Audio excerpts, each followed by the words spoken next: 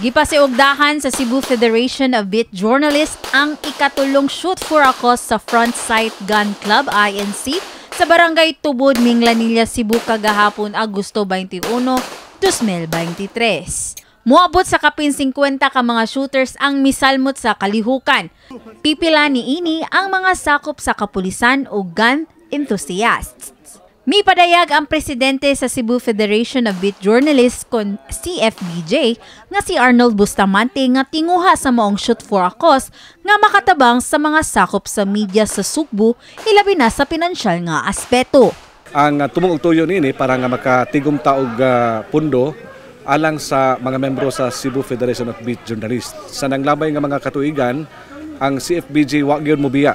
Dugang ni Bustamante nga daghan na nga sakop sa CFBJ ang natabangan human sa unang duha ka shoot for a cause.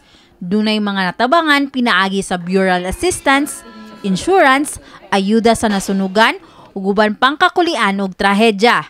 Pinaagi sab sa maong programa, mas mapalig-on ang relasyon sa PNP ug media.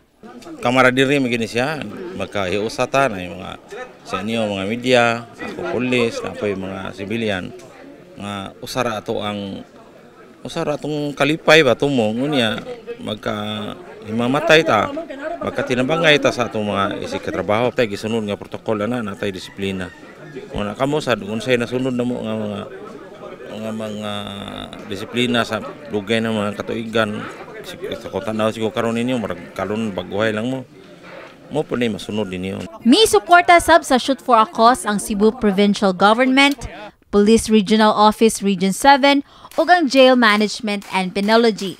Nagpasalamat mi ang Cebu Federation of Beat Journalists, nagpasalamat sa tanan labi na sa mga sponsors nga nahimong posible ang atong nga gipahigayon nga shoot for a cause.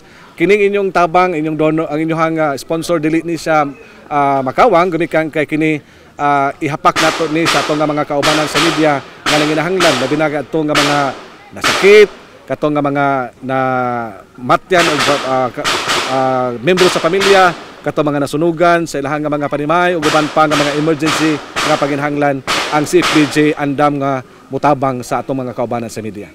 Ang Cebu Federation of Beat Journalists gilangkuban sa kapin usa ka gatos ka mga miyembro sa lehitimo nga mga media organization sa Sugbo. Kini si Mary Francis Lynn Kaayon alang sa MyTV Cebu.